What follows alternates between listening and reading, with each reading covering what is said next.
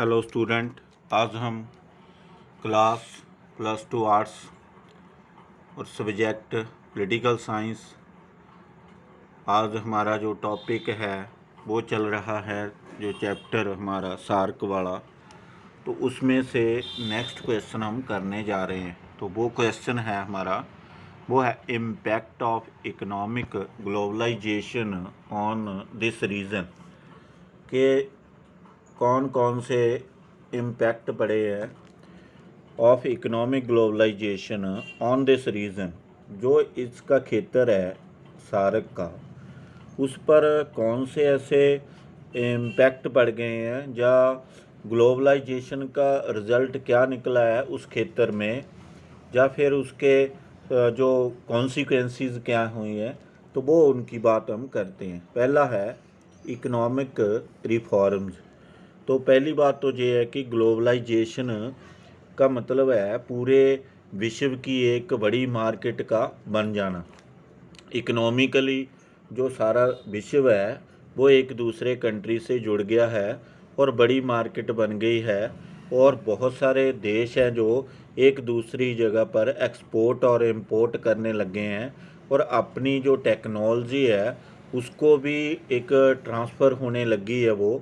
तो उस वजह के कारण जो सार्क का एक रीज़न है, जो south Asian association of regional जो ऑर्गेनाइजेशन एक बनी हुई है, तो उसमें भी इम्पैक्ट पड़ने शुरू हो गए हैं। तो वो पहला इम्पैक्ट ये पड़ा कि इकोनॉमिक रिफॉर्म्स होने शुरू हो गए हैं, क्योंकि पहले एक नए नए जो पहले पुराने नियम चलते थे कि किन देशों के साथ किस तरह के हमने ट्रेड के, या फिर टेक्नोलॉजी कितनी साझी करनी है, या फिर रूल एंड रेगुलेशन क्या है, तो उसमें अमेंडमेंट करनी पड़ेगी, उसमें इंस्टीट्यूशन में भी अमेंडमेंट करनी पड़ेगी। तो इसलिए उन्होंने कुछ सुधार करने के लिए, रिफॉर्म्स होते हैं सुधार, तो बहुत सारे सुधार करने के लिए इकोनॉमिकली उन्होंने ये काम करना शुरू कर दिया, ताकि ग्लोबलाइजेशन जो आई हुई है उसका भी जो बेनिफिट है वो ज़्यादा से ज़्यादा उठाया जाए, और इस क्षेत्र की जो इकोनॉमिक डेवलपमेंट है उसको सुनिश्चित किया जाए। तो इस वजह से ये इम्पैक्ट बढ़ा कि इकोनॉमिक रिफॉर्म्स होने शुरू हो गए, इकोनॉमिकली जो डेवलपमेंट होनी शुरू होगी। नेक्स्ट हम बात करते हैं एनकरेजमेंट टू प्राइवेट सेक्टर। एक जो पब्लिक और प्राइवेट सेक्टर होता है, जो पब्लिक सेक्टर होता है वो होता है कि वेलफेयर ऑफ पीपल, उसमें सरकार का कंट्रोल ही होता है ज़्यादातर। तो सरकार ही नियम बनाती है कितना प्रोडक्शन करना है, किस लिए करना है, और बेसिक नीड्स पूरी करनी है, उसके प्राइसेस क्या होंगे, ये सारे के सारे वो डिसाइड करती है। उसमें एक जो ज़्यादा उसमें नई चीज़ें कम आती हैं, क्योंकि वो एक मेथड से ही चलता रहता है काम। तो जैसे हम देखते हैं कि हमारा जो पब्लिक सेक्टर में बहुत सारी चीज़ें होती हैं, जैसे रोडवेज़ है, या फिर कोई हॉस्पिटल हैं, या स्कूल होते हैं, या कोई और चीज़ें होती हैं, तो काफ़ी सारी उनमें डिक्लाइन आता जाता है। तो उसको इम्प्रूव करने के लिए, उनको एक कंपटीशन देने के लिए एक प्राइवेट सेक्टर होता है, तो फिर वो प्राइवेट सेक्टर की ओर बढ़ते हैं। उसमें एक इंडिविजुअल पर्सन की मालकी होती है, ओनरशिप होती है, वो प्रॉफिटेबल काम करते हैं, क्योंकि उनका मेन मोटिव ही to gain more and more profit होता है। क्योंकि प्राइवेट सेक्टर है जो, उसका उद्देश्य ही ज़्यादा से ज़्यादा प्रॉफिट को गेन करना होता है। तो इस प्रॉफिट को गेन करने के लिए फिर एक बड़ा कंपटीशन भी होता है। तो उस कंपटीशन में फिर नई नई चीज़ें निकल के आती हैं, अच्छा प्रोडक्शन होता है, क्वांटिटी और क्वालिटी इम्प्रूव होती है, तो लोगों का लिविंग स्टैंडर्ड भी इम्प्रूव होता है। तो इस तरह से उसको एनकरेज किया जाने लग गया कि पब्लिक सेक्टर की जगह प्राइवेट सेक्टर को दी जाए, प्राइवेटेशन ज़्यादा से ज़्यादा किया जाए। तो इस तरह से उनमें एक इम्प्रूवमेंट की जाए। तो इस सेक्टर के ऊपर ये इम्पैक्ट पड़ा कि इस सेक्टर में एक प्राइवेट सेक्टर को एनकरेजमेंट मिलनी शुरू हो गई थी। नेक्स्ट हम बात करते हैं इनक्रीज़ इन प्रोडक्शंस। जब हम कोशिशें करेंगे किसी चीज़ को लेकर, जैसे मान लो एग्रीकल्चर के लिए ही है, उनके लिए एक कोशिश की जाती है कि इरिगेशन सिस्टम को सेट किया जाए, अच्छे जो नई नई खोज की जाए, नए नए बीज प्रोवाइड कराए जाएँ, नई नई जो फर्टिलाइज़र है वो प्रोवाइड कराई जाए, और लैंड रिफॉर्म्स किए जाएं, और नई नई टेक्नोलॉजी को यूज़ किया जाए, तो अपने आप प्रोडक्शन बढ़ेगा। वो चाहे एग्रीकल्चर में हो, चाहे वो इंडस्ट्री में हो, चाहे किसी और फील्ड में हो, तो उसमें एक इंक्रीज़ होगी। तो इस तरह से ये उस क्षेत्र में एक प्रोडक्शन का इंक्रीज़ होना संभव था, क्योंकि ग्लोबलाइजेशन का इम्पैक्ट उनके ऊपर भी पड़ा।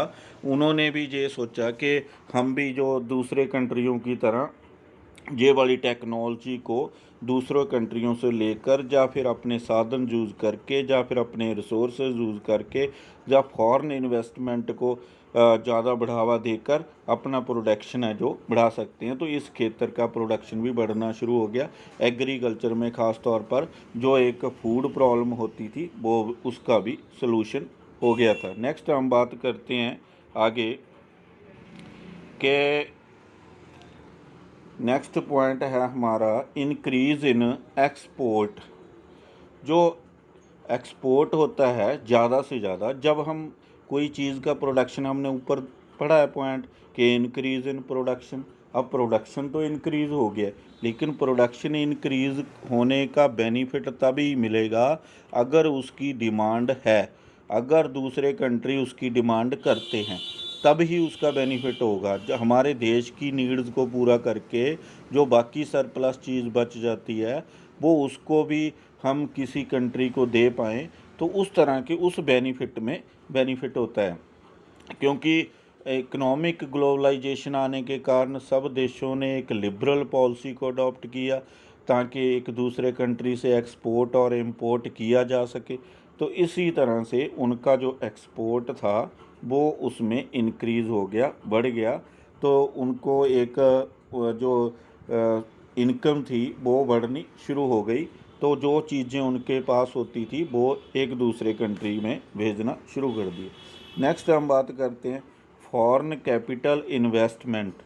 और इस फील्ड में पहले बाहर के कंट्री, कोई भी बाहर के लोग, बाहर की कंपनियां, फॉरेन कंपनीज़ इन्वेस्ट नहीं करना चाहती थी, क्योंकि जहां पर एक जो पॉलिटिकल इंस्टेबिलिटी थी, और जहां पर एक टेररिज्म था, तो इस तरह का एक एटमॉस्फियर था, टेरर का एटमॉस्फियर इस्टेब्लिश हो गया था। लेकिन उसके बाद फिर इन्होंने एक सार्क का संगठन किया, फिर एक ग्रुप बना, फिर एक पीसफुल एनवायरनमेंट क्रिएट करने की कोशिश हुई, फिर अपने जो स्ट्रॉन्ग रूल थे उनको बदलने की पॉलिसी अडॉप्ट की। तो इकोनॉमिक एक लिबरलाइजेशन इसमें इस्टेब्लिश हुआ। तो फिर बाहर के जो कंपनियां थी उनमें भी एक विश्वास पैदा हो गया। तो फॉरेन कैपिटल इन्वेस्टमेंट जहां पर होनी शुरू होगी। तो इस तरह से ये इम्पैक्ट बढ़ गया इकोनॉमिक ग्लोबलाइजेशन का इस फील्ड के ऊपर, या इस रीजन के ऊपर, जो कि सार्क वाला रीजन है। नेक्स्ट हम बात करते हैं इम्पैक्ट ऑफ डेवलप्ड टेक्नोलॉजी। तो जो डेवलप्ड टेक्नोलॉजी है, अब पुराने वाली टेक्नोलॉजी यूज़ करने से तो वो डिग्रेड होते जाएंगे, और नई नई टेक्नोलॉजी को नई नई आ रही है, नए नए मेथड आ रहे हैं, तो उसको उन्होंने जो डेवलप्ड टेक्नोलॉजी थी उनको इंपोर्ट करना शुरू कर दिया, कि ज़्यादा से ज़्यादा उनको मंगवाया जाता था, ज़्यादा से ज़्यादा वो डेवलप्ड टेक्नोलॉजी को यूज़ करके अपना विकास कर रहे थे, अपना इकोनॉमिक जो लिविंग स्टैंडर्ड है उसको इम्प्रूव किया।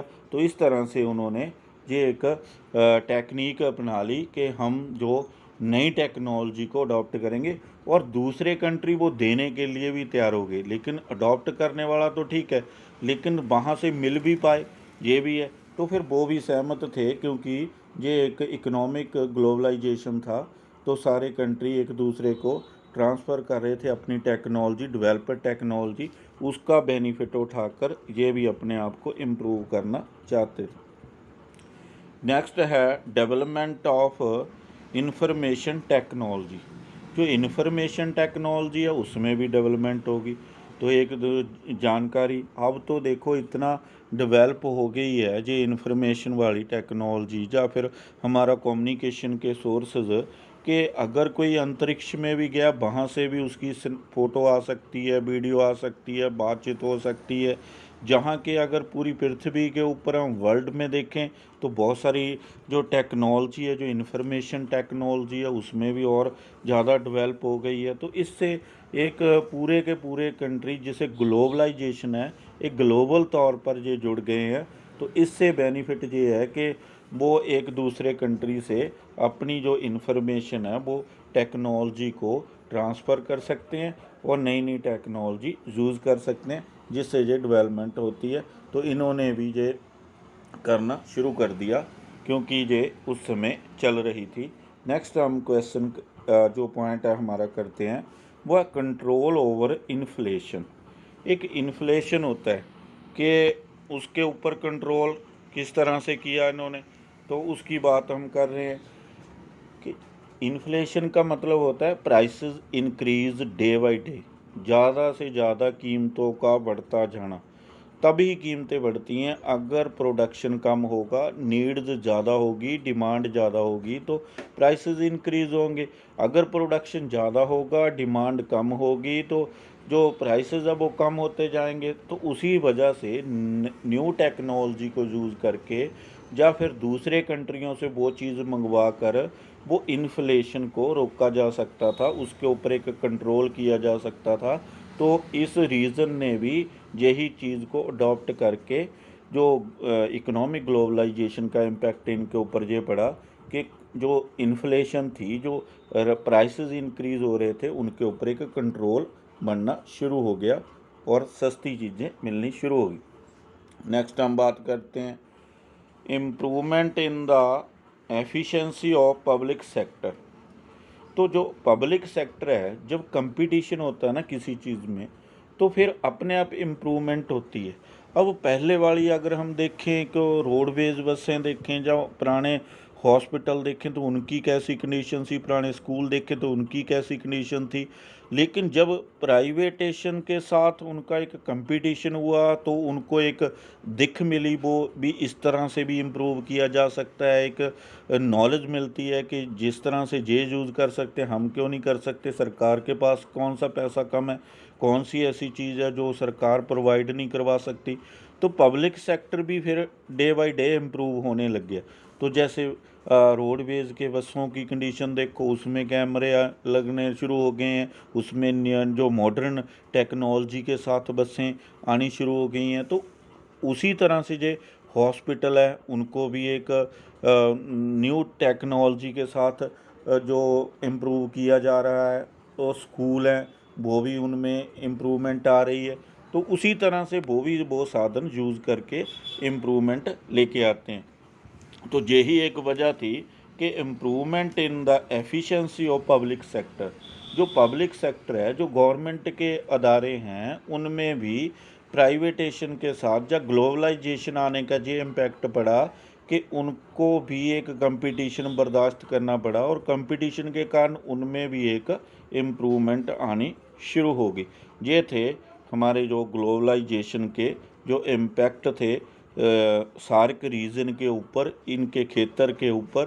तो आज हम इस वीडियो में यही क्वेश्चन करेंगे और नेक्स्ट वीडियो में हम अगला क्वेश्चन करेंगे। Thank you.